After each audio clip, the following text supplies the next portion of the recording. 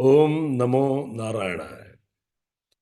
United Global Peace Foundation, United Consciousness Project cell की तरफ से आप सभी का हार्दिक स्वागत है।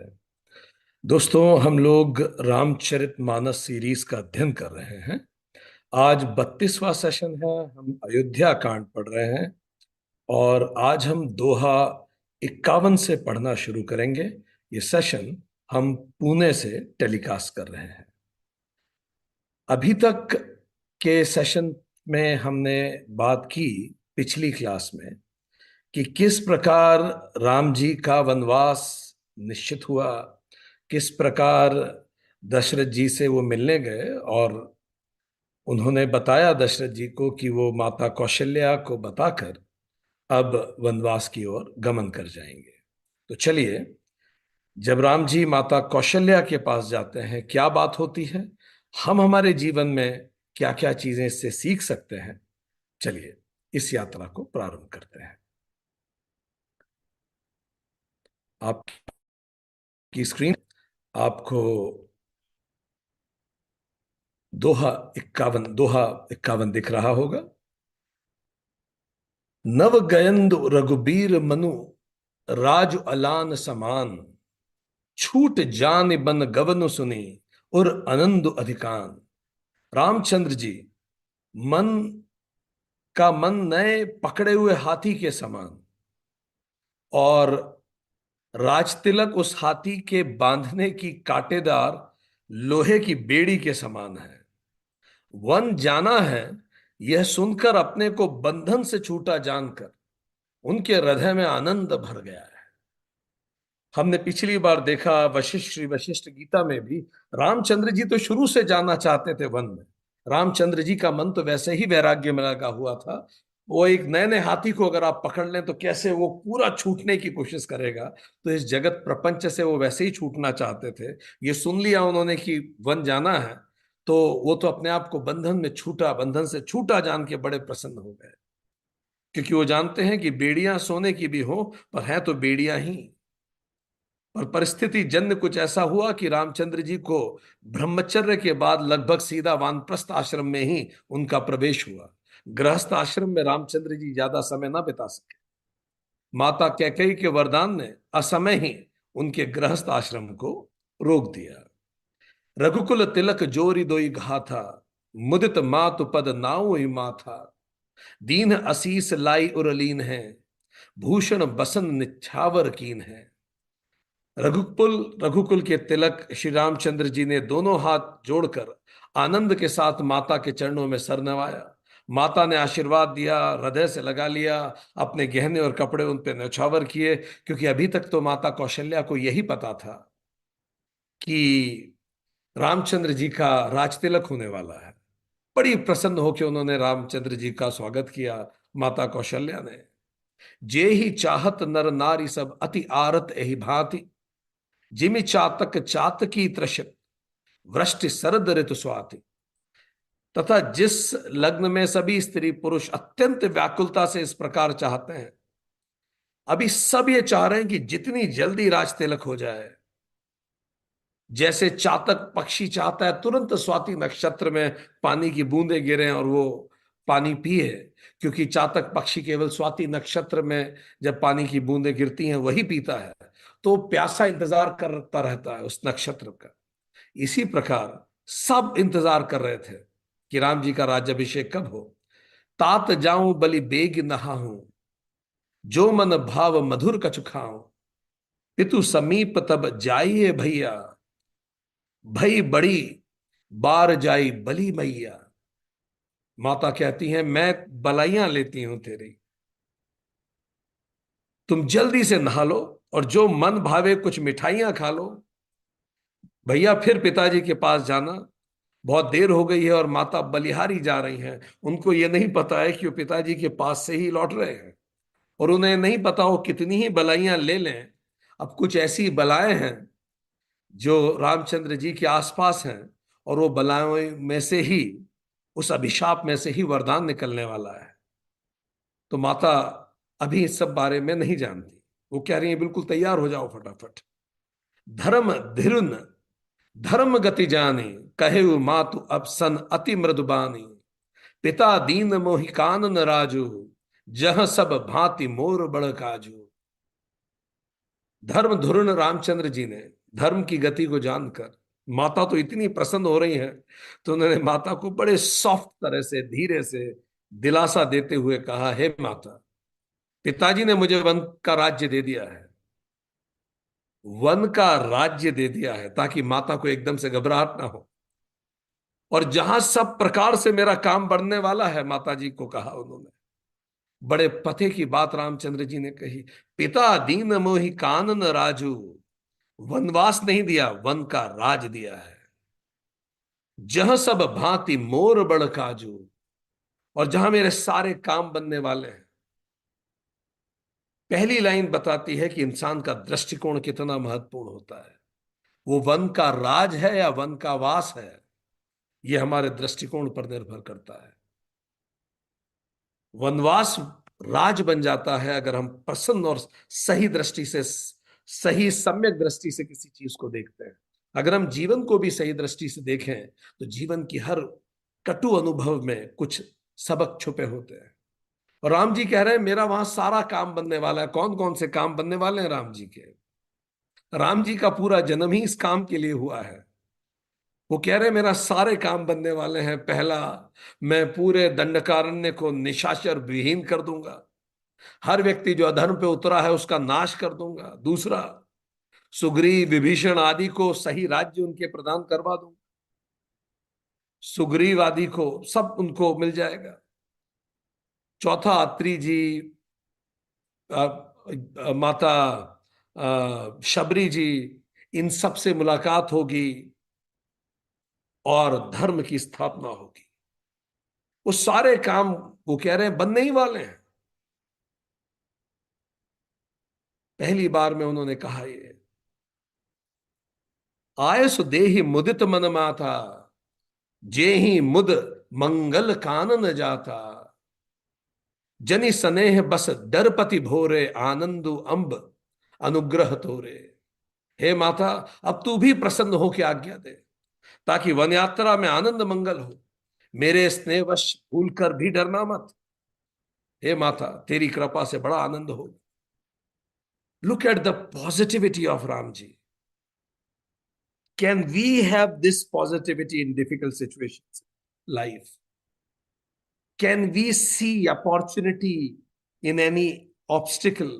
क्या हम इस प्रकार की समस्याओं में संभावनाएं देख सकते हैं क्या, जैसे राम जी देख रहे हैं? वो कह रहे हैं, माता जी आशीर्वाद दीजिए, अब सब मंगल होने वाला है। बरस चारि दस विपिन बसी, करी पितु बचन प्रमाण। आई पाए पुनि देखहु, मनु जनि करसि मलान। 14 वर्ष वन में रहकर पिताजी के वचन को सत्य प्रमाणित कर कर फिर से लौट के तेरे चरणों के दर्शन करूंगा। तू बिल्कुल दुखी मत होना मां। रामचंद्र जी को अपनी मां की चिंता है। वो बार बार हर सेंटेंस में कह रहे हैं, तू दुखी मत होना, सब परफेक्ट हो रहा है, ऑल इज परफेक्ट। मां और पुत्र का रिश्ता ऐसा ही है। पुत्र की आंखों में चिंता मां की आंखों में चिंता ला देती है। मां की आंखों में चिंता पुत्र को भयभीत कर देती है। पर जब पुत्र विपरीत परिस्थितियों में मजबूती से डटा रहता है, तो मां को भी संबल मिलता है। तो इस प्रकार राम जी विपरीत स्थितियों में भी मां को संबल दे रहे हैं। वचन विनीत मधुर रघुबर के, सरसम लगे मात उर करके।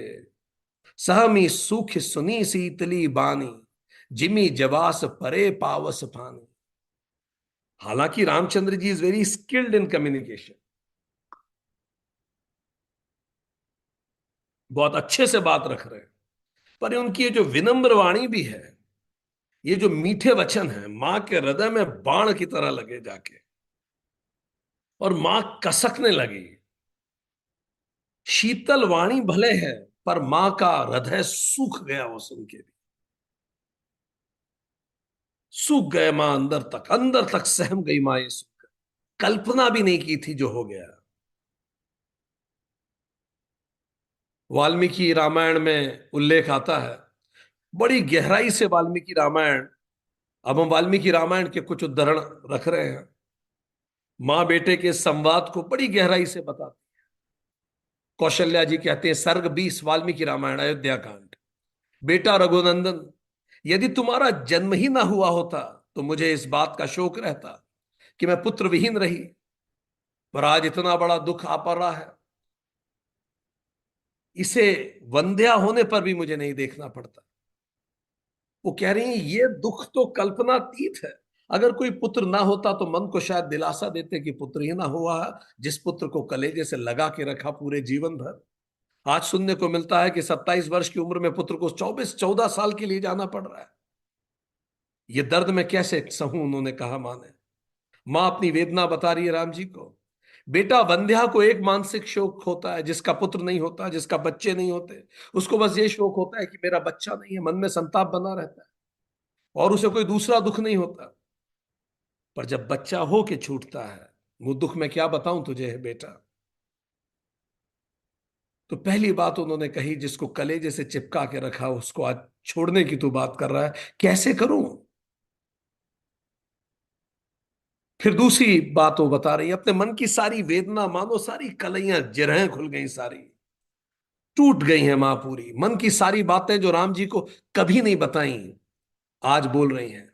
बेटा राम, पति के प्रभुत्व काल में एक ज्येष्ठ रानी को जो कल्याण और सुख प्राप्त होना चाहिए, वो मुझे पहले भी कभी देखने को नहीं मिला।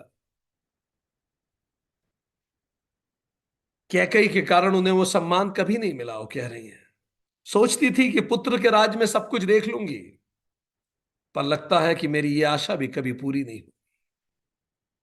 बड़ी रानी होकर भी मुझे अपनी बातों से हृदय को विदीर्ण करने वाली छोटी सौतों से बहुत अप्रिय वचन सुनने को मिले। आज मां अपना कलेजा खोल के अपने पुत्र को बता रही है कि मैं बड़ी थी तो भी मुझे क्या क्या सुनना पड़ा छोटियों से। सोचती थी पुत्र बड़ा होगा तो जीवन में चीजें बेहतर होंगी, पुत्र बड़ा होगा वो ध्यान रख लेगा। अब स्थिति यहां आई है जब तुम्हारा काल आने वाला था और तुम जा रहे हो। स्त्रियों के लिए इससे बढ़कर महान दुख क्या होगा। अतः मेरा शोक और विलाप जैसा है, मुझे नहीं लगता उसका कभी अंत होने वाला है। जो आस लेके जी रही थी, हे बेटा, तुम्हारे निकट होने पर भी मैं इस प्रकार सौतों से तिरस्कृत रही हूं, मैंने कभी तुम्हें बताया नहीं, कौशल्या जी ने कहा। तो तेरे परदेश जाने पे मेरी क्या हालत होगी बेटा। इस दशा में तो मेरा मरण ही निश्चित है। तेरे होते हुए इन सौतों ने मुझे इतना तिरस्कृत किया, तो तेरे जाने के बाद क्या होगा। मां अपने सारी दिल की गहरी बातें बता रही है। पति की ओर से मुझे हमेशा तिरस्कार मिला है, कड़ी फटकार मिली है, कभी प्यार और सम्मान प्राप्त नहीं हुआ।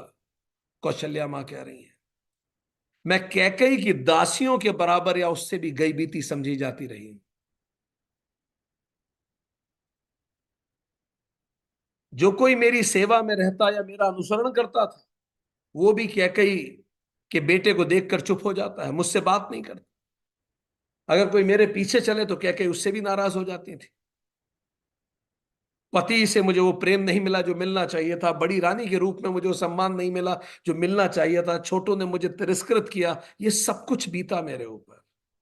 बेटा, इस दुर्गति में पड़कर मैं सदा क्रोधी स्वभाव के कारण कटु बोलने वाली उस कैकई के मुख को मैं कैसे देखूंगी। अब तू तो चला जाएगा, कैकई के पुत्र को तू कह रहा है कि वो राजा बनेगा। कैकई अभी इस प्रकार व्यवहार मेरे प्रति करती हो, फिर क्या करेगी। रघुनंदन, तुम्हारे उपनयन द्वितीय जन्म के लिए 17 वर्ष बीत गए। 10 साल में राम जी का उपनयन संस्कार हुआ, विद्यारंभ हुआ, और अब 17 साल बाद मैं यही आशा लगाए चली आ रही थी कि मेरा दुख दूर होगा, तुम्हारा विवाह हो गया, अब तुम राजा बनोगे। हे राघव, इस बुढ़ापे में इस तरह सौतों का तिरस्कार और उससे होने वाले महान अक्षय दुख को मैं ज्यादा सह नहीं पाऊंगी। पूर्ण चंद्रमा के समान तुम्हारा मनोहर मुख देखे बिना मैं अपना ये जीवन कैसे व्यतीत करूंगी बेटा। सारी बातें मां ने खुल के कह दी आज बेटे। टूट गई कौशल्या जी। ये वही कौशल्या जी हैं जिन्होंने राजा दशरथ के साथ पिछले जन्म में मनु शतरूपा के रूप में हजारों साल तपस्या की थी। राम जी को अपने गर्भ में लेने के लिए। और आज राम जी जा रहे हैं। संसार चिंताओं की एक श्रृंखला है और आध्यात्म चिंतन की श्रृंखला है। संसार सुख की एक मृत तृष्णा है। ऐसा क्षितिज जो दिखता तो है पर आप कभी उसे पाते नहीं। जिंदगी भर लगता रहता है बस इसके बात करेंगे, बस इसके बात करेंगे, आध्यात्मिक विकास इसके बाद करेंगे, एक बार बेटे की पढ़ाई हो जाए उसके बाद करेंगे, एक बार बेटे की शादी। अरे जिंदगी के हर पड़ाव पे कुछ नए चैलेंजेस आएंगे ही, आज अभी या कभी नहीं, बस यही बात। वहां पहुंचते ही क्षितिज फिर दूर दिखने लगेगा। हमारे डर हमारे समक्ष जरूर आएंगे जैसे कौशल्या जी के सामने आए। इसलिए भागे नहीं, अपनी कॉन्शियसनेस को बढ़ाएं, उनका मुकाबला करें। हमारी वासनाएं हमारे समक्ष जरूर आएंगी, इसीलिए भागे नहीं, उनका मुकाबला करें। हनुमान चालीसवा में हम पढ़ते हैं, बल बुद्धि विद्या देहि मोहि हरहु कलेश विकार। भगवान को अपने कलेश और विकार दें और उनसे विद्या लें। कैसे लें और कैसे दें? जब भी जीवन में कोई ऐसी आवश्यकता हो, आपको भगवान से कुछ मांगना पड़े, तो अपना एक विकार दे दीजिए भगवान को कि मुझ में ये गंदी आदत है, ये आप ले लीजिए भगवान, ये मैंने आपको दे दी, और मेरा ये मनोरथ पूरा कर दीजिए। इस तरह से आप अपने विकार देते जाइए भगवान को और उनसे बल लेते जाइए। मुझे बलवान बनाइए और ये विकार ले लीजिए। इस तरह से हमें लगातार अपने आप को उन्नत करना चाहिए। कौशल्या जी टूट गई पूरी तरह से। कहीं न जाई, वापस रामचरितमानस पे हम लौटते हैं, कहीं न जाई कछु हृदय विषादु, मनहु मृगी सुनी केहरि जनादु। नयन सजल तन थर थर कापी, माजहि खाई मीन जनु मापी। हृदय का विषाद इतना भर गया कुछ कह नहीं पा रही है। ऐसी हालत हो गई है कौशल्या जी की, मानो सिंह की गर्जना सुनकर जैसे हिरनी को एकदम से पैरालिसिस हो जाता है। जब शेर दहाड़ता है तेज, तो जंगल में हिरण पैरालाइज हो जाते हैं, कई को हार्ट अटैक आ जाता है। ऐसी हालत हो गई, नेत्रों में जल भराया, शरीर थर थर कांप रहा है, मानो मछली बिना पानी के तड़प रही हो। कैकई के लिए तो ये लूज लूज है, आप माता कौशल्या के लिए तो लूज लूज है। दोनों तरफ उनकी हार है, दोनों तरफ उनकी हार है। धीरज धीरज सुत बदनु निहारी, गद गद वचन कहती महतारी। तात पिता ही तुम प्राण पियारे, देखी मुदित नित चरित तुम्हारे। फिर सांस लेके उन्होंने बोला, बेटे के पूरे शरीर को देखा, जैसे पता नहीं कब दिखेंगे ये। वो कह रहे बस मैं जा रहा हूं। पुत्र के मुख को देखकर मां कहने लगी, हे बेटा, तुम तो पिता को प्राणों के समान प्रिय हो, तुम्हारे चरित्र को देख के तो वो निहाल होते थे, ये एकदम से कैसे सब कुछ हो गया? कौशल्या मन व्यवहारिक सत्य है, ट्रांजैक्शनल रियलिटी। बेटा जब दूर जाता है, किस मां का हृदय नहीं फट पड़ता? और वो भी ऐसी स्थिति। व्यवहारिक सत्य, रिश्ते नातों के सत्य, ये तो इसी प्रकार चलते हैं। आपकी स्क्रीन पे जो चित्र दिख रहा है, ये प्रादिभाषिक सत्य है। जहां मंथरा मन है और कैकई मन है, हम पढ़ चुके हैं। कैकई मन काल्पनिक पॉजिटिविटी, मंथरा मन काल्पनिक नेगेटिविटी, पर है तो कल्पना ही। मंथरा मन की राम राजा बन गए तो ये हो जाएगा वो हो जाएगा, कुछ नहीं होने वाला था। ये प्रादिभाषिक सत्य है, बस यही रहता है। इसके ऊपर एक और बेहतर रियलिटी है, व्यवहारिक सत्य, जिसमें दशरथ मन है, जिसमें कौशल्या मन है, लक्ष्मण मन है, जबाली मन है। दशरथ जी की सारी बातें व्यवहारिक सत्य की बातें हैं, भावना से प्रेरित की बातें हैं। कौशल्या जी का मन भावनाओं से भरा हुआ है। अभी हम लक्ष्मण जी की बातें सुनेंगे। जबाली की बातें हमने पिछले सेशन में सुनी, वो तर्क से भरी हुई। लक्ष्मण जी भी बहुत तर्क देंगे, हम सुनेंगे अभी आज लक्ष्मण जी को भी। तो ये व्यवहारिक बातें हैं, ट्रांजैक्शनल रियलिटी की बातें कर रहे हैं। दशरथ भी वही बात कर रहे हैं, कौशल्या भी वही बात। देखिए कौशल्या की सारी बातें, क्या घर घर की बातें नहीं सुनते हम अलग अलग रूप में, अलग अलग रिश्तों में? व्यवहारिक सत्य की बात कर रही हैं। एक तरफ भावना है, एक तरफ तर्क है, एक तरफ स्नेह है, एक तरफ धर्म है, और उसके बीच में जीवन फंसा होता है। पर इसके ऊपर भी एक सत्य है, श्री राम और माता सीता का मन, ये पारमार्थिक सत्य है, इस पे हम बात करेंगे। यही सत्य तो समत्व है, यही सत्य अद्वैत है, यही सत्य स्थित प्रज्ञ है, इसी सत्य को तुरीय कहते हैं, यही पारमार्थिक सत्य है। अभी हम देखेंगे कि राम जी और सीता जी इसको कैसे देख रहे हैं। क्योंकि जो प्रादिभाषिक और व्यवहारिक सत्य में जितने लोग हैं वो तो दुखी रहने के लिए ही बने हैं। जब तक हम लोअर लेवल ऑफ रियलिटी में रहेंगे हम दुखी ही रहेंगे। आप एक खराब सपना देखिए, जब तक आप उठ ना जाए वो सपना आपको पसीने पसीने कर देता है। तो ये तो प्रादिभाषिक सत्य है। पर कई लोग उठने के बाद भी उस सत्य को लेकर परेशान रहते हैं, अगर वो एक खराब सपना देख लें तो। वो प्रादिभाषिक सत्य का असर, हालांकि उठने के बाद उसका असर कम हो जाता है, पर फिर वो व्यवहारिक सत्य में हम सोचने लगते हैं मैंने ऐसा सपना क्या देखा, क्या हुआ। पर कुछ लोग इससे भी ऊपर उठ के पारमार्थिक सत्य में अद्वैत देखते हैं। हाईएस्ट लेवल ऑफ कॉन्शियसनेस में सब कुछ परफेक्ट है। Rise in the level of consciousness and the sight will be different. बिल्कुल अलग दृष्टिकोण, बिल्कुल अलग दुनिया दिखेगी। आप बस थोड़ा सा ऊपर उठ के देखिए।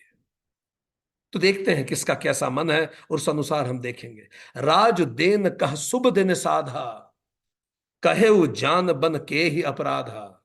तात सुना बहु मोह मोहि निदानु, जो दिन कर कुल भयउ कृपा कृसानु। राज देने के लिए उन्होंने ही तो ये शुभ दिन सोचा था। कौशल्या जी कह रही हैं राजा दशरथ ने ही तो कहा था कि राज इसी दिन करेंगे, देंगे, ये सब व्यवस्थाएं करेंगे। फिर अब किस अपराध से बन जाने के लिए कहा उन्होंने तुम्हें? हे तात मुझे सब कुछ सुनाओ। ये सूर्यवंश रूपी वन में अग्नि कैसे लग गई? माता व्यथित हैं। निरखी राम रुख सचिव सुत कारनु कहे बुझाई। सुनि प्रसंग रही मूक जिमी, दशा बरनी नहीं जाई। अब रामचंद्र जी तो क्या कहते? रामचंद्र जी कैसे अपने मुंह से कुछ विशेष कह ही पाते? तो रामचंद्र जी का रुख देखकर मंत्री के पुत्र ने सब कुछ बताया कि ऐसे ऐसे हुआ माता। जब सारी बात सुनी कौशल्या जी ने, तो वो गूंगी हो गई जैसे। उनकी दशा का कह रहे हैं वर्णन नहीं किया जा सकता। तुलसीदास जी दो चीजों का वर्णन नहीं कर पाए हैं। एक, सीता जी के रूप का वर्णन वो नहीं कर पाते, और दूसरा कौशल्या जी के दुख का वर्णन नहीं कर पाते। जैसे सीता जी का रूप अपार है, ऐसे कौशल्या जी का दुख अपार है। राखी न सकल, राखी न सकई न कही सक जाहू, दूहु भांति उर दारुन दाहू। लिखित सुधाकर गा लिख राहू, विधि गति बाम सदा क सब काहू। न रख सकती हैं मन में, न कह सकती हैं कि वन चले जाओ। न राम जी को पकड़ के रोक ही सकती है कि नहीं मत जाओ, रुक जाओ। और ना ये कहने की हिम्मत है कि तुम चले जाओ। दोनों ही प्रकार से हृदय फट पड़ रहा है। सोचती है विधाता की चाल तो देखी। चंद्रमा लिखने गए और लिख गए राहु। कैसी हो गई विधाता की चाल। सबसे कठिन स्थिति इन सब में माता कौशल्या जी की है। दशरथ जी तो अनचाहे अपने वचन का पालन कर रहे हैं। दशरथ जी तो अपने कृत्यों को भुगत रहे हैं, जो श्रवण कुमार के माता पिता ने जो श्राप दिया था। तो दशरथ जी के तो कृत्य हैं, एक वरदान उन्होंने दिया था और एक श्राप उन्हें मिला था। कैकेयी अपने स्वार्थवश वचनों को अभिशाप बना रही है। तो दशरथ दायित्व से बंधे हैं, कैकेयी अधिकार से प्रेरित है, और राम जी की तो चेतना ही विरक्त है, तो उनकी तो खैर चिंता ही नहीं। माता कौशल्या जिसने हजारों साल तप करके राम जी को गर्भ में पाया था, वो धर्म और स्नेह के दोराहे पे खड़ी है। एक तरफ धर्म है, पति का वचन है, रघुवंश का वचन है। दूसरी तरफ पुत्र का स्नेह है। अवध जिसका नाम ही है, जहां किसी का वध ना हो, अवध में माता कौशल्या के हृदय का वध हो रहा है।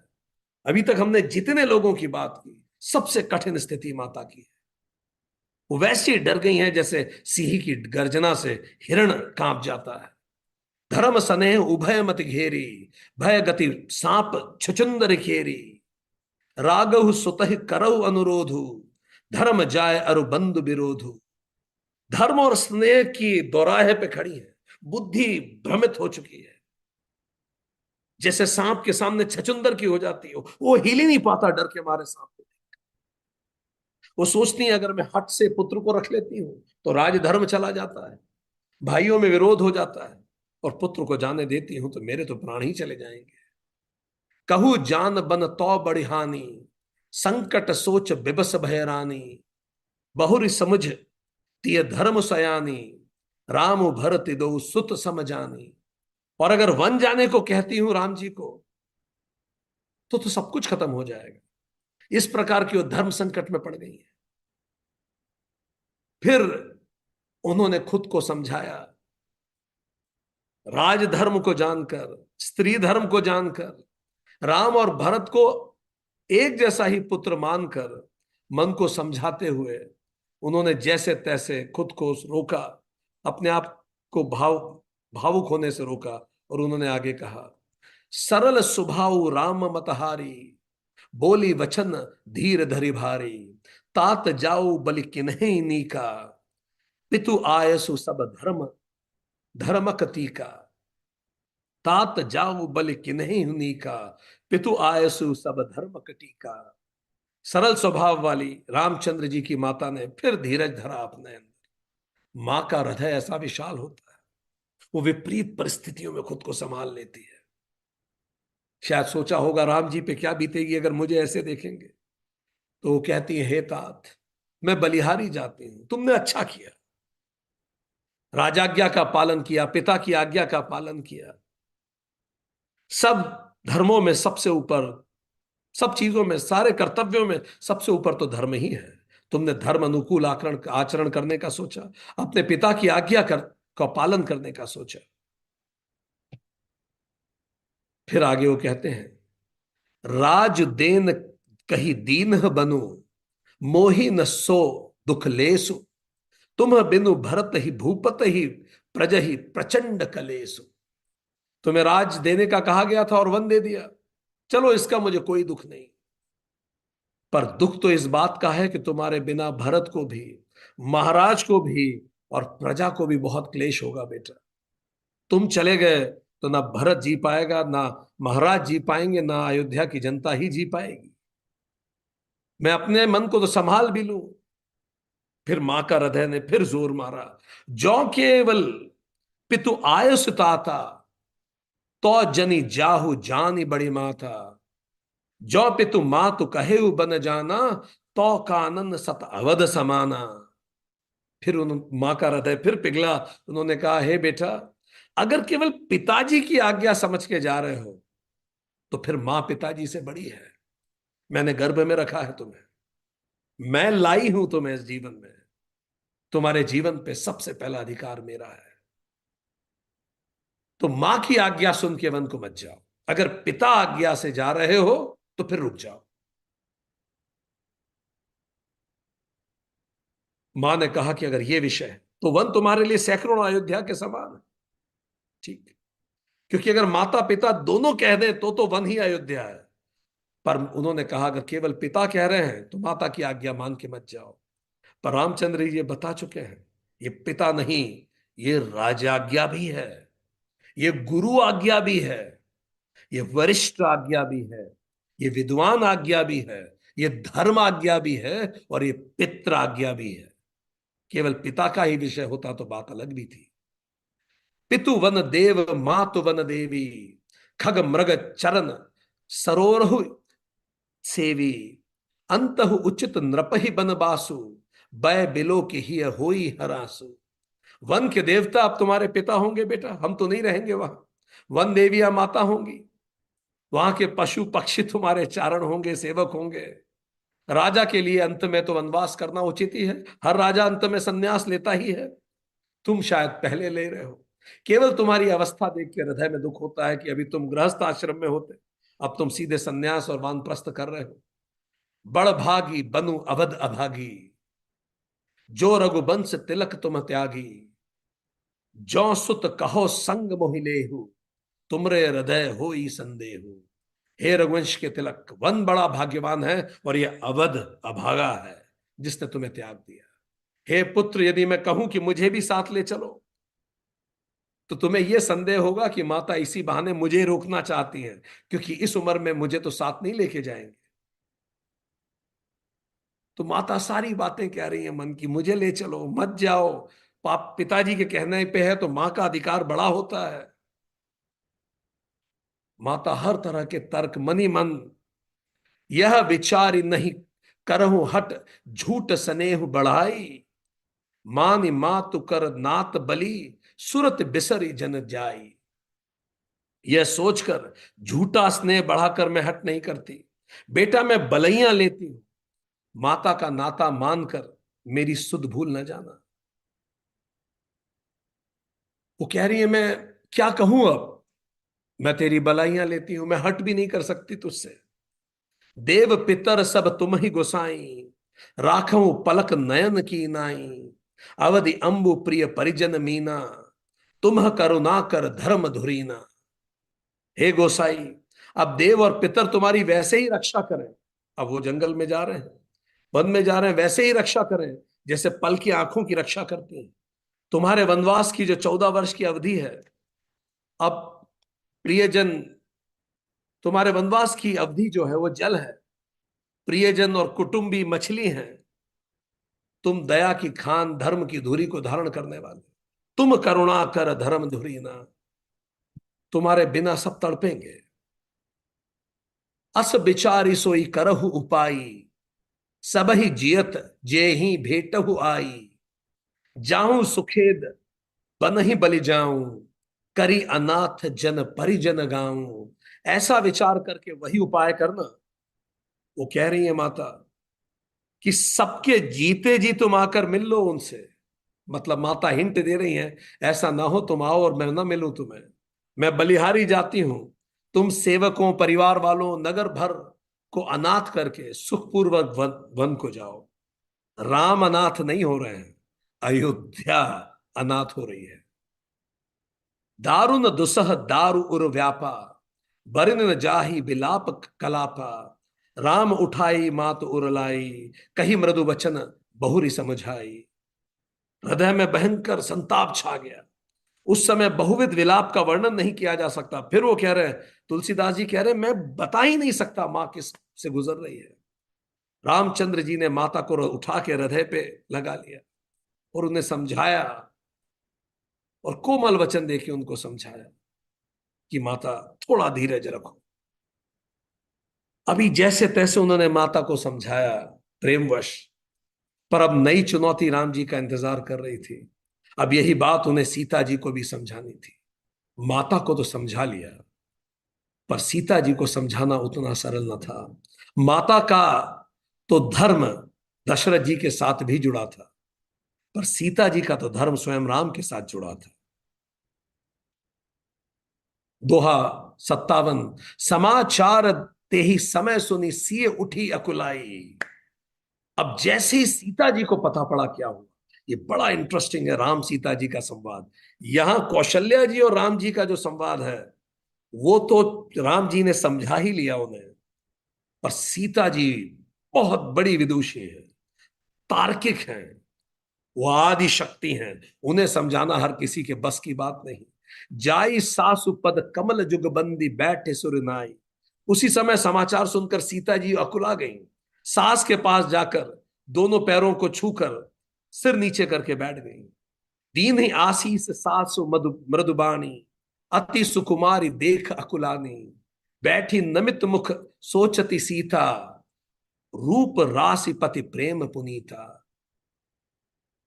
उन्होंने बहुत कोमल वाणी से सास ने आशीर्वाद उन्हें दिया, और वो सीता जी जैसी सुकुमारी को देख के उनका हृदय और भर गया कि अब इसका क्या होगा।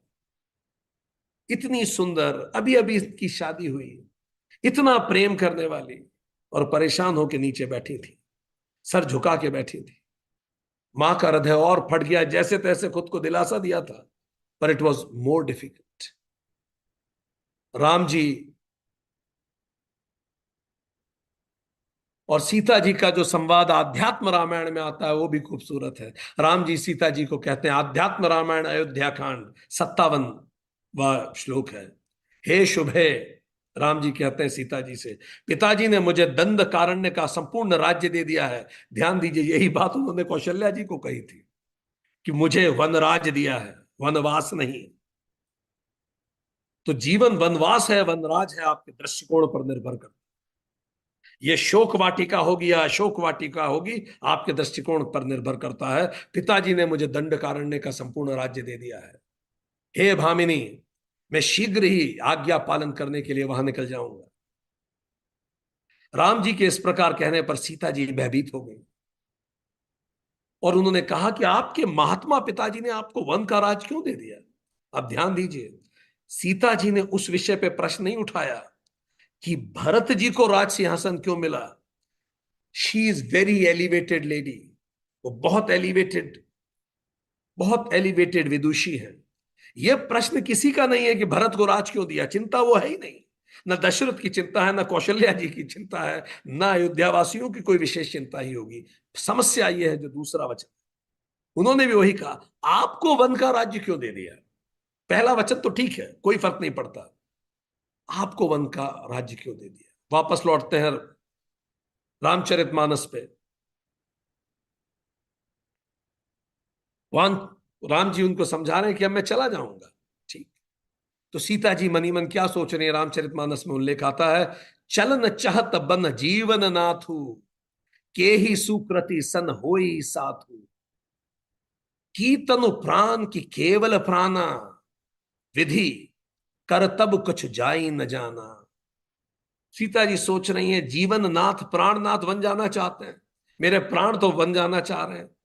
देखिए कि इस पुण्यवान का साथ उनके साथ होगा, प्राण और शरीर साथ में जाएंगे या केवल प्राण जाएगा शरीर को छोड़। विधाता क्या करने वाले हैं, सीता जी सोच रही हैं। प्राण राम जी हैं, शरीर सीता जी हैं।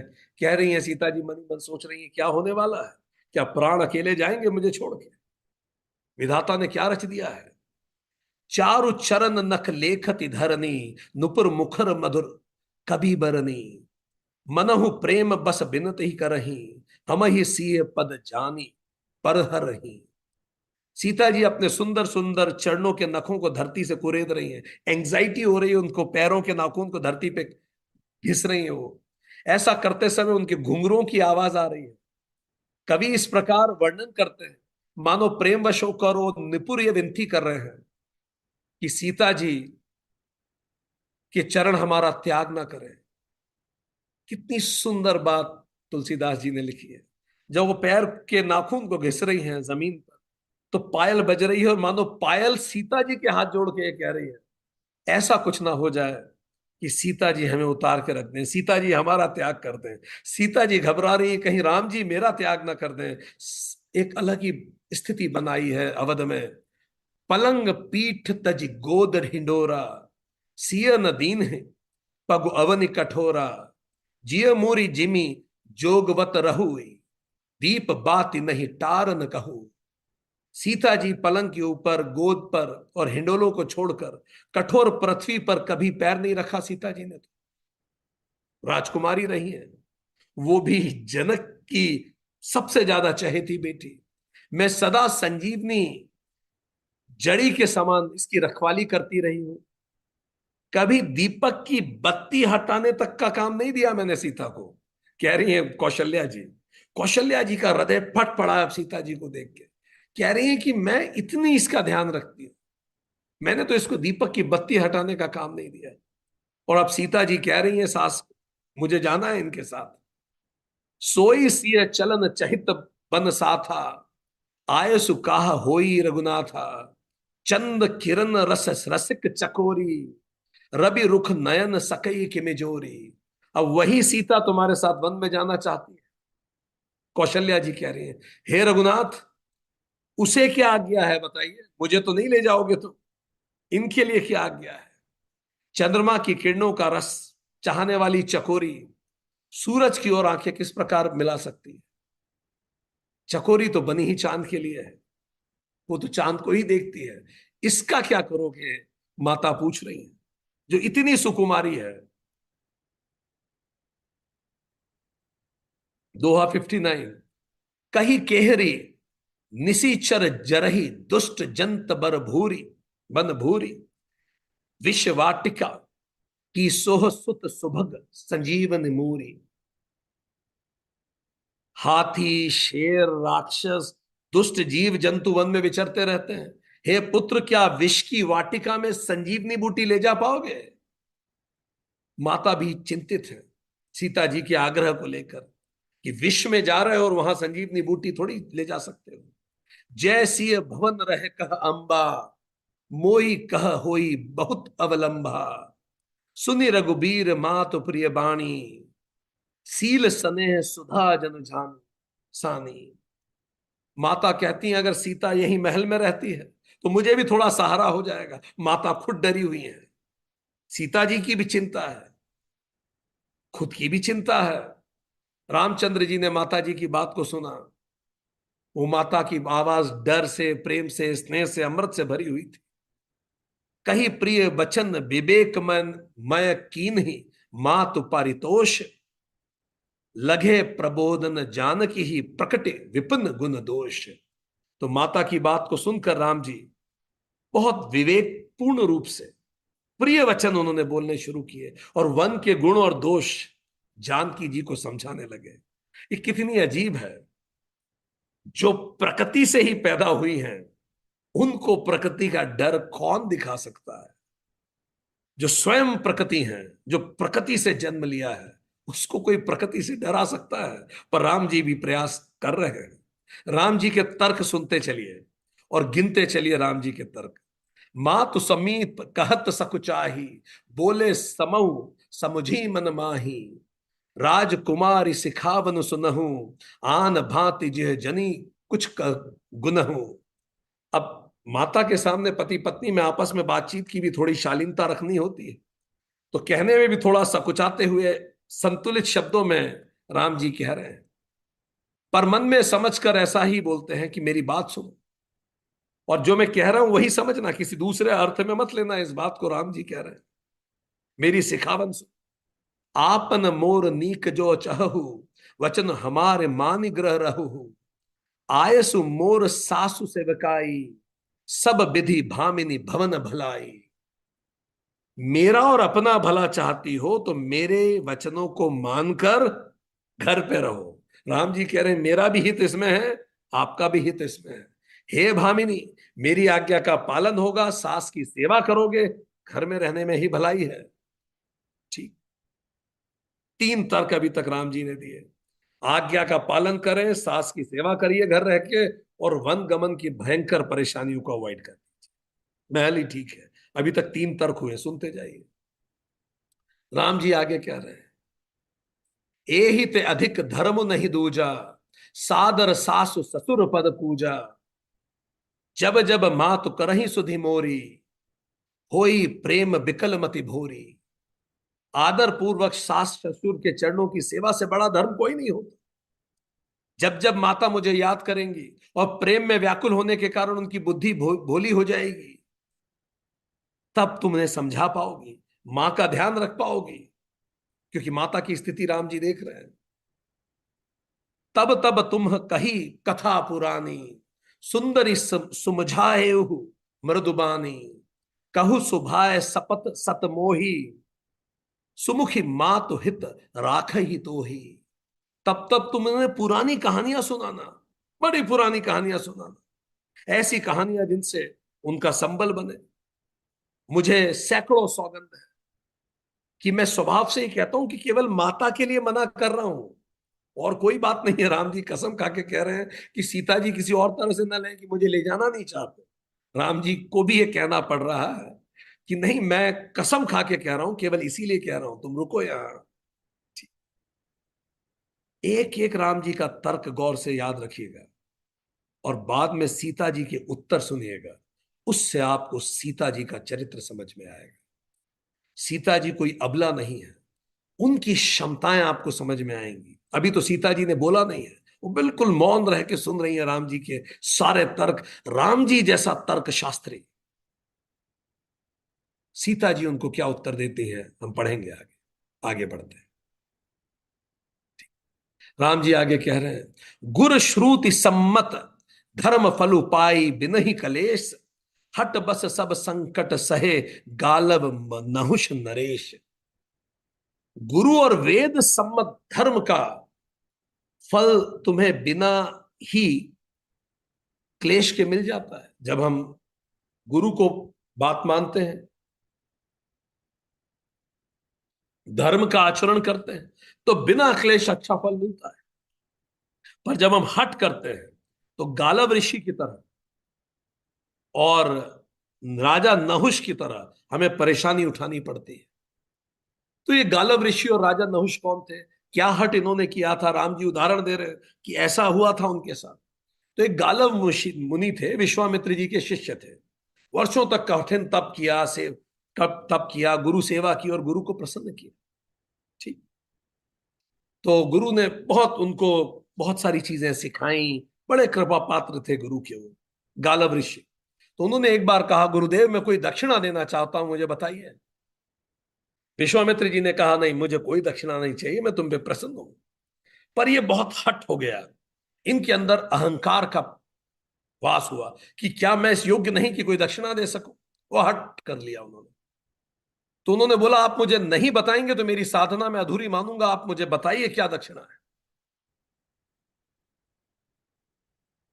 तो गुरु जी ने कहा, ठीक है, अगर देना चाहते हो तो 800 श्याम करनी, ऐसे घोड़े जिनके कान काले रंग के हो, ऐसे घोड़े ले आओ 800। अब वो लगभग असंभव काम था।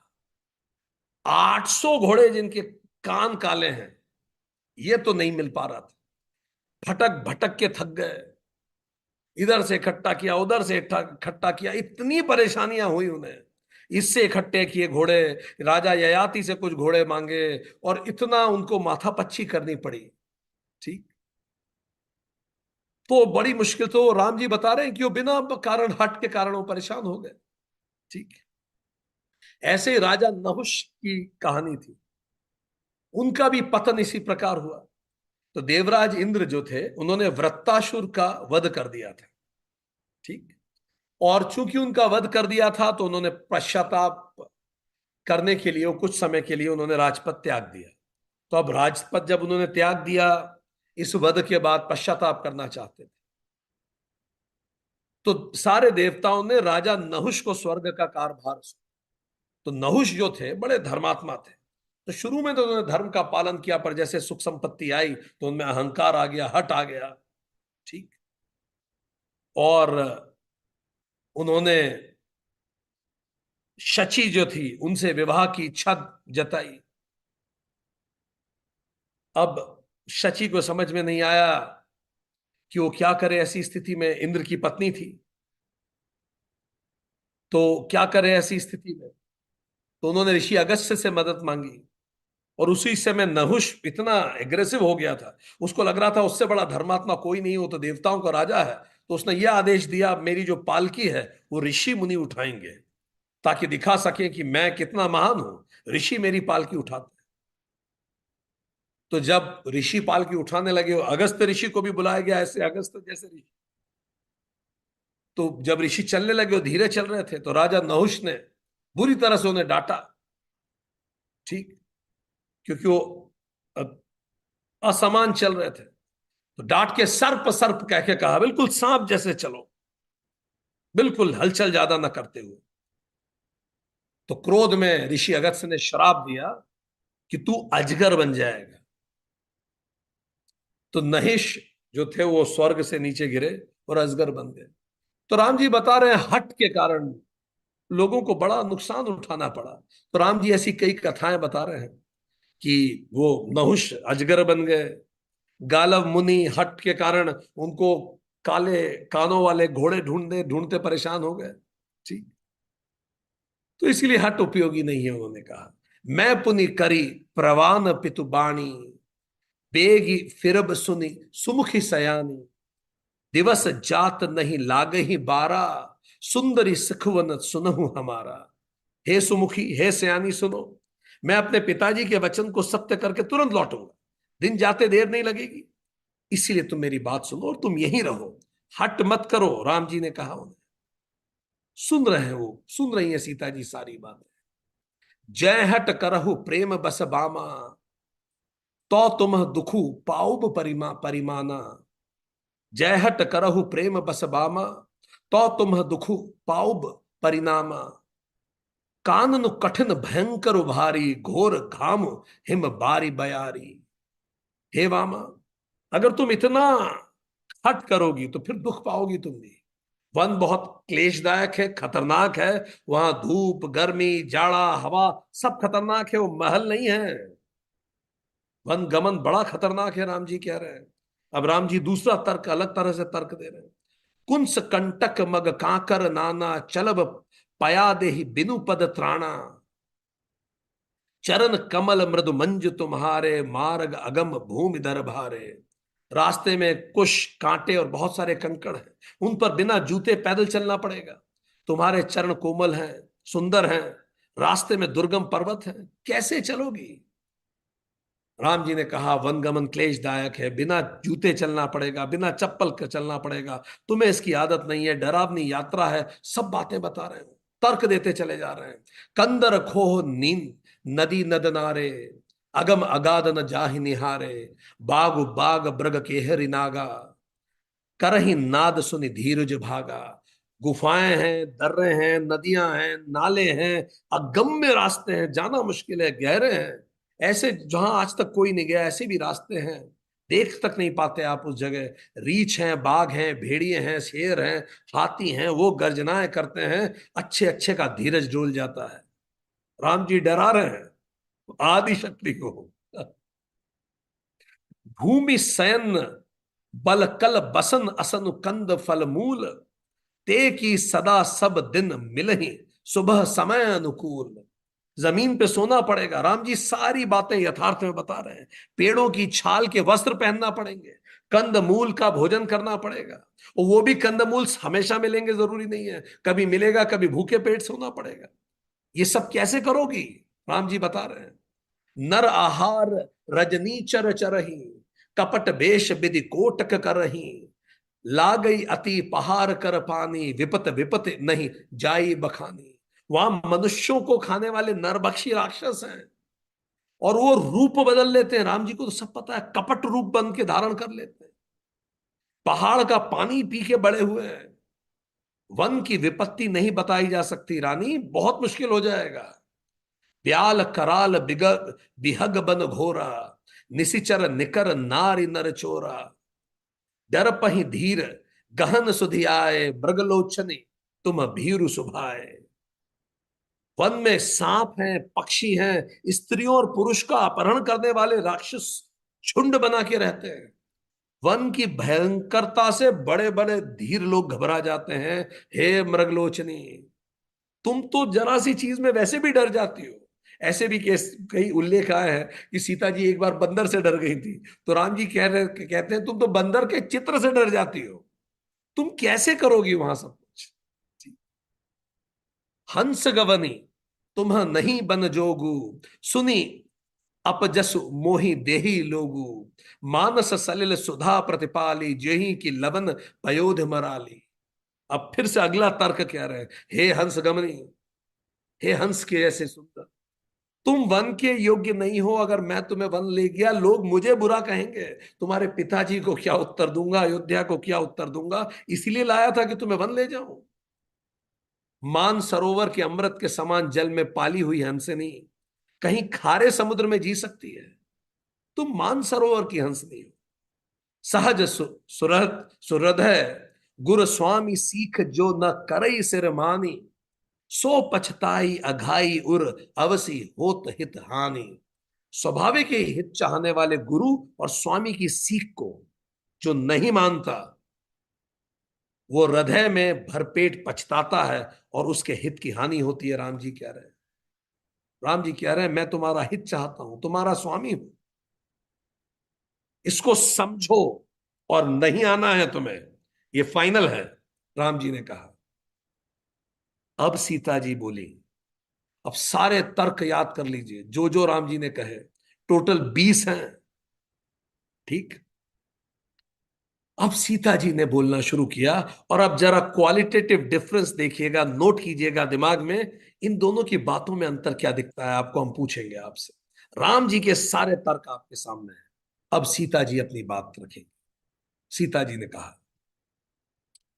मैं पुनि समुझी दीख मन माही, पिय वियोग सम दुख जग नाही। पहली बात उन्होंने कही, मैंने समझ लिया आपकी पूरी बात, बहुत गौर से समझा है मैंने बात को आपकी, और मैंने ये सब बात सोच के भी ये महसूस किया कि पिय वियोग, पिया के वियोग सम दुख जग नाही। पिया के वियोग के समान दुख इस जगत में कोई नहीं है। और ये फैक्ट है। आज भी रिसर्च ये बताती है, आप जिसको सर्वाधिक प्रेम करते हैं उसकी मृत्यु से बड़ा दुख इस धरती पे और कोई नहीं है।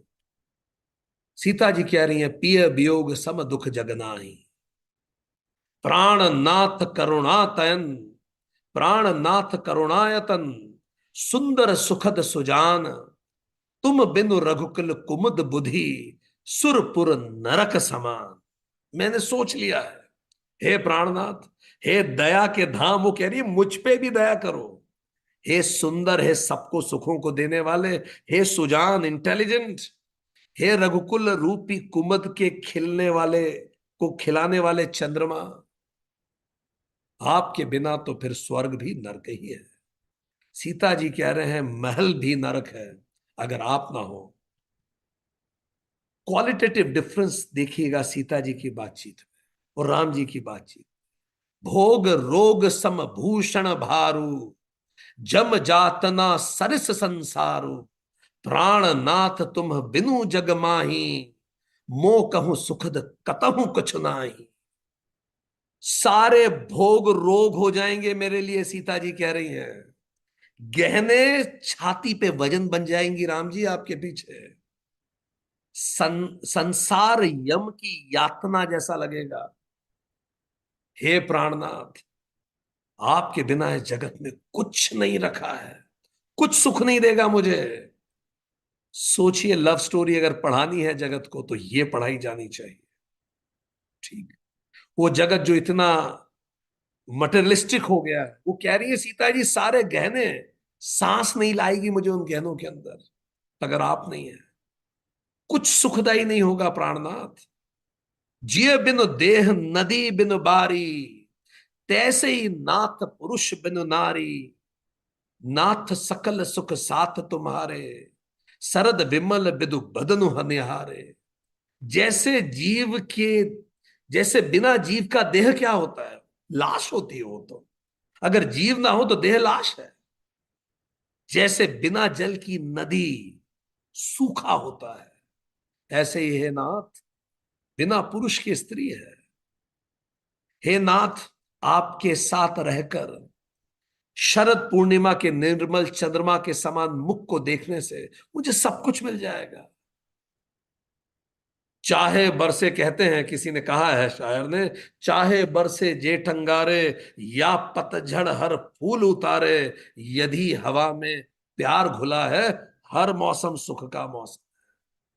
सीता जी कह रही है कि मैं तो मर जाऊंगी, लाश छोड़ के जाएंगे आप, कुछ नहीं।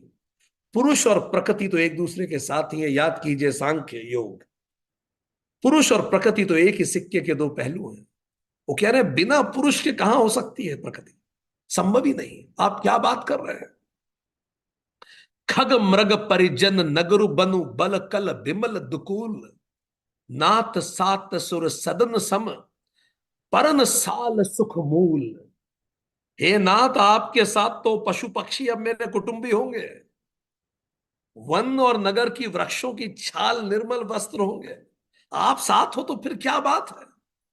झोपड़ी की जो, पत्तों की जो झोपड़ी है वो ही स्वर्ग है। आप हैं तो सब कुछ है, सब कुछ तो तुमसे है। राम जी को कह रही है। कितनी सुंदर लव स्टोरी है, कितनी सुंदर भाव है।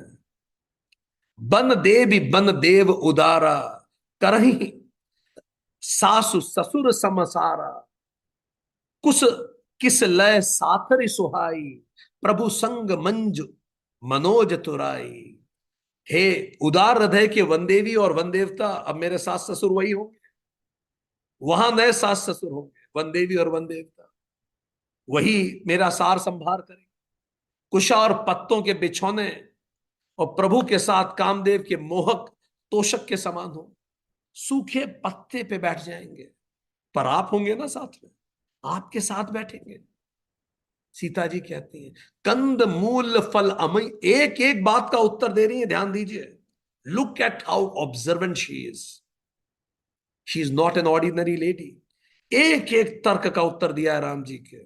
कंद मूल फल अमय आहारू, अवध सौद सत सरिस पहारू, छीनु छीनु प्रभु पद कमल बिलो की, रहे हूं मुदित दिवस जिमिको की। कंदमूल और फल अमृत के समान आहार होंगे, वन के पहाड़ी अयोध्या के राजमहल होंगे अब अपने। क्षण क्षण में प्रभु के चरण कमलों को देख देख कर मैं ऐसी आनंदित रहूंगी जैसे चंद्रमा को देख के चकवी रहती है। अरे आप चलिए तो, आपके पैरों के पीछे पीछे चलूंगी। इतनी प्रसन्न होके सीता जी बोल रही हैं, इतनी खुश होके। आपको राम जी का एटीट्यूड नहीं दिख रहा सीता जी में? Look at them, they are so happy about, no cribbing, विषय कुछ है ही नहीं। वन दुख नात कहे बहु तेरे, भय विषाद परिताप घनेरे, प्रभु वियोग लव लेस समाना, सब मिली होई न कृपा निधाना। हे नाथ, आपने वन के बहुत सारे दुख, भय, विषाद और संताप कहे, मैंने सब गौर से सुने, पर मैं अब आपको सच बात बताऊं, इन सारों को अगर मैं मिला लूं तो भी आपसे दूर होने का दुख, ये सारे उसका एक कण समान भी नहीं है उस दुख के सामने। अगर मैं सब मिला लूं जितना आपने कहा, एक दिन का भी नहीं है उस दुख के सामने, जो दुख आपसे दूर होने का मुझे होगा। सीता जी आगे कह रही है, रखई अवध जो अवधि लगी, रहत न जने अहि प्राण, दीन बंधु सुंदर सुखद, सील स्नेह निदान। हे दीन बंधु, हे सुंदर, हे सुख देने वाले, हे शील और प्रेम के भंडार, अगर 14 वर्ष तक आप अयोध्या में रखते हैं, सीता जी का डिटर्मिनेशन देखिए, तो ये जान लीजिए मेरे प्राण नहीं रहे। एंड राम जी सीता जी को जानते हैं अच्छे से, वो धमकी देने वालों में से नहीं है। उन्होंने कहा ये मैं बता दूं कि अगर आप छोड़ के गए तो जीवित ना पाएंगे आप मुझे, पीरियड। मोही मग चलत न होई हारी, छिन छिन चरण सरोज निहारी, सबही भांति पिय सेवक रही, मार्ग जनित सकल श्रम हरि हो। क्षण क्षण आपके चरण कमलों को देखते रहने से मुझे तो मार्ग की थकावट महसूस ही नहीं होगी। आपको देखूंगी, थकान का कहां फुर्सत। आप सीता जी दूसरी बात भी बता रही हैं, वो ये समझा रही है कि मैं आपकी लायबिलिटी नहीं हूं। अगली लाइन, हे प्रियतम, मैं आपकी हर प्रकार से सेवा करूंगी, मार्ग में चलने वाली आपकी थकावट मैं दूर करूंगी, आपके चरण दबाऊंगी। I am not your liability, असट। पाए पखारी बैठी तरु छाही, करहु बाऊ मुदित मन माही, श्रम कन सहित श्याम तनु देखे, कह दुख समो प्राण पति पेखे। मैं आपके पैर धोऊंगी, पेड़ों की छाया में बैठकर आपको हवा करूंगी। गर्मियों में राम जी बता रहे हैं बड़ी गर्मी होगी, वो कह रहे हैं हाँ मैं पंखा करूंगी ना आपको।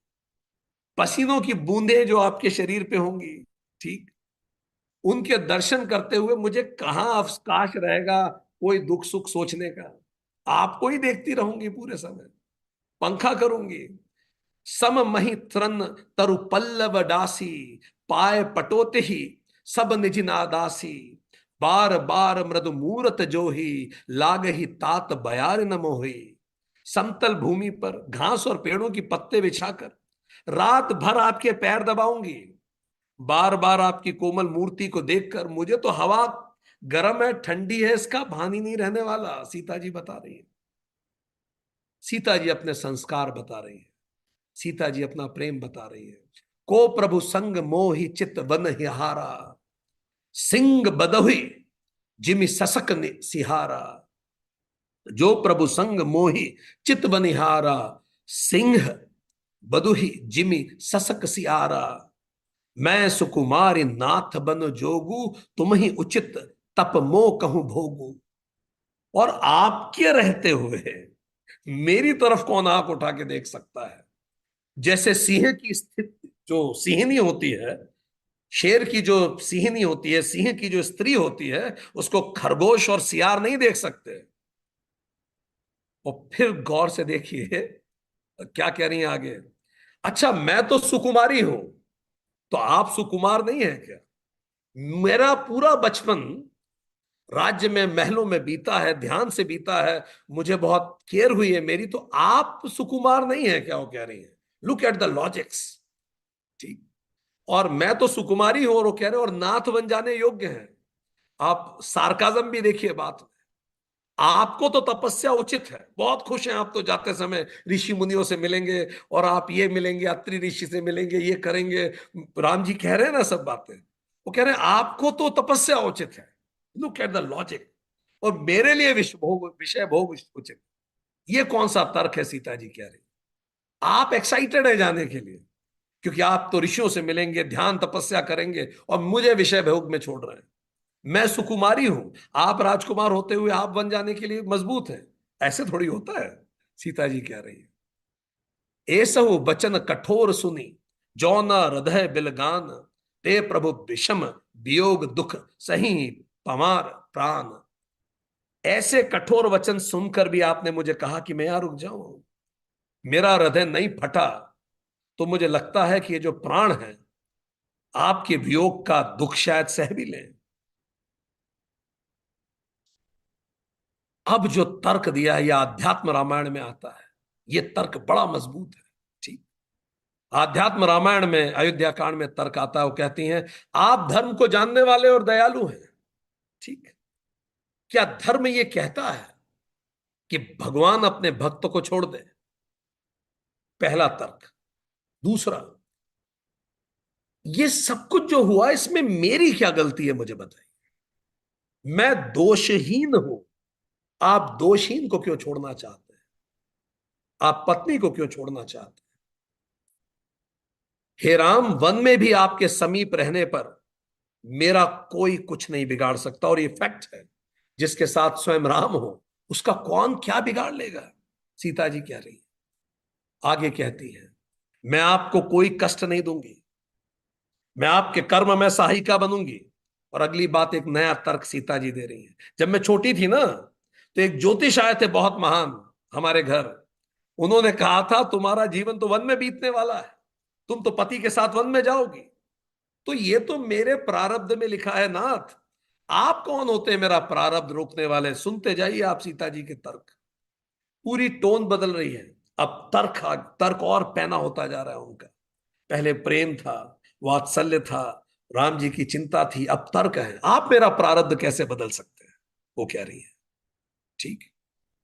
और अब सुनिए, मैं अभी और कुछ और बताती हूं आपको, कह रही है, जिसे सुन के तो आप मुझे ले ही चलेंगे। सीता जी कहती है आपने भी तो बहुत सारे ब्राह्मणों से रामायणों को सुना होगा। ये शब्द गौर से सुनिए, सीता जी कह रही हैं आध्यात्म रामायण। आपने भी तो अनेक रामायणों को सुना है, क्या आप नहीं जानते इससे पहले कितनी रामायणें हुई हैं? अब अगली लाइन बहुत गौर से देखिए और याद कीजिए, जो आजकल मल्टी वर्सेस की बात साइंस फिक्शन साइफाई मूवीज में आ रही है, ये कितने पहले मल्टीवर्स की बात भारत में रखी गई, शास्त्रों में उल्लेख आता है। अगली लाइन सुनिए, वो कह रही है आपने भी तो पढ़ी होंगी ना इससे पहले कि कितनी रामायणें हुई हैं। आगे सुनिए, अगली लाइन तो सबसे जबरदस्त है। वो कहती है ये बताइए आज तक जितनी रामायणें हुई हैं आज से पहले, क्या कभी भी राम सीता के बिना वन में गए हैं?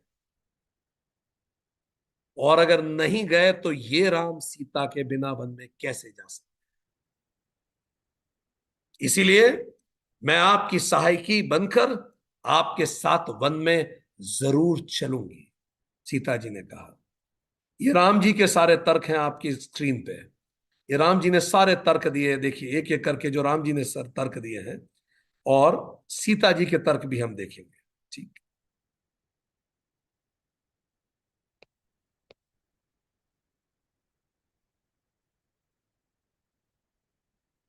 राम जी के 20 तर्क और सीता जी के उससे भी ज्यादा जो सीता जी ने तर्क दिए।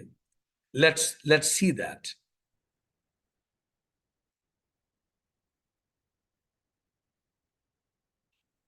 सीता जी के तर्क और राम जी के तर्क में आपको क्वालिटेटिव डिफरेंस क्या महसूस हुआ? What did you see as difference between Ramji and Sita ji's logic and conversation? What difference you saw in the quality? What difference you saw in the way it was presented? ये आपके सामने है। Left में राम जी के screen पे राम जी के 20 तर्क हैं और आपके सामने सीता जी ने 32 तर्क दिए हैं। इस पे आप सोचिएगा और आप देखेंगे कि सीता जी भी राम जी जैसी ही विदुषी हैं। वो भी उसी मजबूती से बात रखना जानती हैं जैसे राम जी जानते हैं। सीता जी शास्त्र सम्मत है, ठीक। सीता जी के जीवन के दो महत्वपूर्ण निर्णय हुए हैं अभी तक। कौन से दो महत्वपूर्ण निर्णय हुए हैं? पहला स्वयंवर और दूसरा निर्णय यह है स्वयं वन। उन्होंने निर्धारित किया मैं वन में जाऊंगी। जीवन में अपनी प्राथमिकताओं के बारे में स्पष्ट होना महत्वपूर्ण है। सीता जी बिल्कुल स्पष्ट है। राम और काम में, कामनाओं में सबसे पहले राम को उन्होंने चुना।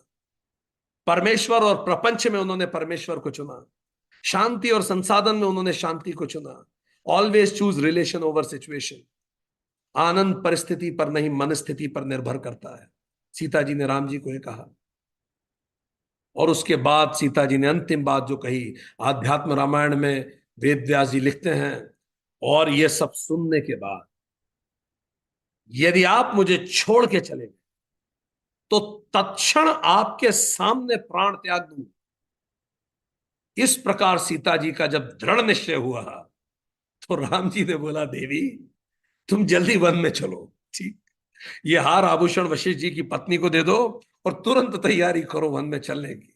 सीता जी का जो संकल्प था, राम जी हिल गए उस संकल्प। अस कही सिय बिकल भय भारी बचन बियो। अब वापस हम आए रामचरितमानस पे। अस कहीं सिय बिकल भय भारी बचन वियोग न सकी संभारी। देख दशा रघुपति जिये जाना हटी राखे नहीं राही राखे ही प्राणा।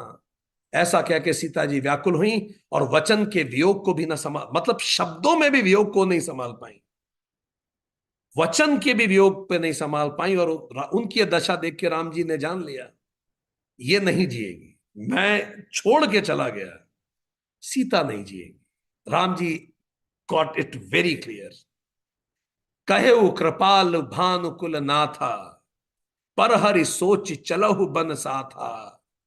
नहीं विषाद कर अवसरु आजू बेग करहु बन गवन समाजू। राम जी ने कहा, रघुकुल के स्वामी राम जी ने कहा अब ठीक है, अब सारी बातें छोड़ो, सारी सोच छोड़ो, अब दुख की कोई बात नहीं, विषाद करने का अवसर भी नहीं है, समय भी नहीं है, चलिए वन गमन की तैयारी करते हैं। सीता जी एक दृढ़ प्रतिज्ञ स्त्री का रिप्रेजेंटेशन करती है। वो कोई बेचारी महिला नहीं है। अभी तक दो महत्वपूर्ण निर्णय उनके जीवन के और उन्होंने लिए हैं। पहला निर्णय, पिता कितने ही परेशान हो, वो जो धनुष की स्थिति में, पर उन्होंने निर्धारित कर लिया था वो शादी जिनसे करेंगी, उन्होंने उन्हीं से शादी की। दूसरी तरफ ये उनके जीवन के महत्वपूर्ण निर्णय वो स्वयं लेंगी। ऐसी आज आज के समाज में भी स्त्रियां निर्णय लेने से डरती हैं। सीता जी से सीखे कैसे निर्णय लिया जाता है। It's her life, she will take a call. Sita ही सासु असीस शीस दीन ही अनेक प्रकार चली नाई पद पद पदुम सिरु अति हित बार ही बार। सीता जी की जो सास हैं कौशल्या जी ने उन्हें बड़ी शिक्षाएं दी, बहुत उनको आशीर्वाद दिया। वो भी कन्विंस थी, सास पूरी तरह से कन्विंस थी उनकी बात सुनकर। सास दशरथ जी के साथ अपना धर्म निभा रही थी, तो सीता जी राम जी के साथ अपना धर्म निभाएंगी, उनको क्लियरिटी थी। समाचार जब लक्ष्मण पाए व्याकुल बिलख बदन उठी धाए। कंप पुलक तन नयन सनीरा गहे चरण अति प्रेम अधीरा। अब लक्ष्मण जी ने जब खबर सुनी तो व्याकुल होकर दौड़ उठे। शरीर कांप रहा है उनका। शेष जी को विष्णु जी से कौन अलग कर सकता है? आंखों में आंसू भरे पड़े हैं, प्रेम और अत्यंत अधीर होके वो दौड़ के वो रामचंद्र जी के पास आए और उन्होंने रामचंद्र जी के पैरों को पकड़ लिया। रामचंद्र जी का जीवन उतना सरल नहीं है, अभी तो लक्ष्मण को समझाना है। और जितना मजबूत तर्क सीता जी ने दिया, वैसे ही मजबूत तर्क लक्ष्मण जी ने। कितनी, क्या आज के समाज, हम कितनी जगह कई बार शादियों में जाते हैं, I have started gifting Ramcharitmanas. इसको पढ़ें, रिश्ते कैसे निभाए जाते हैं। इसको पढ़ें कि आज के युग में कैसे समर्पण भाव से, कैसे मैं खुद से पहले आपको रखूं, इस तरह से रिश्तों को निभाया जाता है।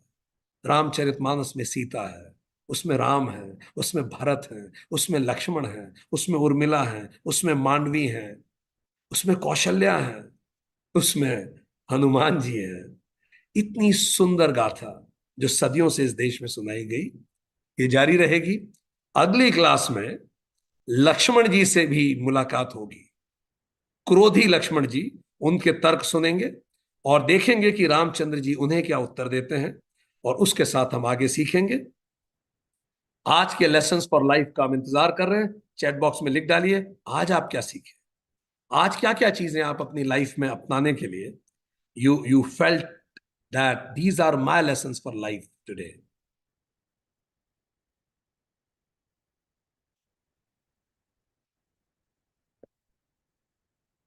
Yes,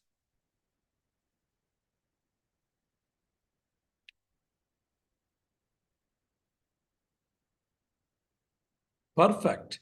so these are few lessons for life जो आई विल शेयर, आप लोग भी शेयर कर सकते हैं साथ साथ में।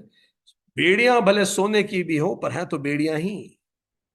रामचंद्र जी का ब्रह्मचर्य के बाद सीधे वानप्रस्थ में प्रवेश हुआ। कैकेयी माता जी ने गृहस्थ आश्रम को रोक लिया था। संसार चिंताओं की श्रृंखला है, आध्यात्म चिंतन की श्रृंखला है, इसीलिए चिंतन की श्रृंखला की तरफ हम बढ़े, चिंताओं की नहीं। सांसारिक सुख एक मृग तृष्णा है, हम जमाते रहते हैं वो का, एक कार्ड के ऊपर दूसरा कार्ड, कार्ड के उसके ऊपर एक हवा आती है पंखे की, सब उड़ जाता है। यही कौशल्या जी के साथ हुआ। संसार सुख की एक मृत तृष्णा है, क्षितिज जो दिखता है पर आप उसे कभी पाते नहीं। वहां पहुंचते ही क्षितिज फिर दूर हो जाता है। हमारे डर हमारे समक्ष जरूर आएंगे, भागे नहीं मुकाबला करें। हमारी वासनाएं हमारे समक्ष आएंगी, भागे नहीं मुकाबला करें। अपने सारे क्लेश और अपने विकार भगवान को समर्पित कीजिए। जब भी प्रार्थना करें बोले प्रभु मैं ये बुरी आदत आपको देता हूं, आप ये मेरा काम कर दीजिए। ये एक्सचेंज करिए अगर करना भी है भगवान से। तो यही हनुमान जी करते हैं, बल बुद्धि विद्या देंगे और कलेश और विकार ले लेंगे। ऐसा एक्सचेंज हो, rise in the level of consciousness and the sight will be different. Sita ji के जीवन के दो महत्वपूर्ण निर्णय, स्वयंवर और स्वयंवन, उन्होंने स्वयं लिए। नारी अपने जीवन के निर्णय स्वयं ले, इसका प्रतीक है सीता जी। जीवन में प्राथमिकताएं क्लियर होना चाहिए, सीता जी को कोई डाउट नहीं। She is very clear about what comes first. Ram और काम, काम मीन्स कामनाओं में सदा राम को चुने। राम मीन्स आनंद, इंटरनल पीस। एक्सटर्नल चीजें जो आपको खुशी देती हैं उनके ऊपर हमेशा इंटरनल पीस को चुनिए। परमेश्वर और प्रपंच में हमेशा परमेश्वर को चुने। शांति संसाधन में हमेशा शांति को चुने। Always choose relation over situation. Situation के ऊपर हमेशा रिलेशन को चुने। आनंद परिस्थिति पर नहीं, मनस्थिति पर निर्भर करता है। इतनी सारी बातें आज हमने सीखी।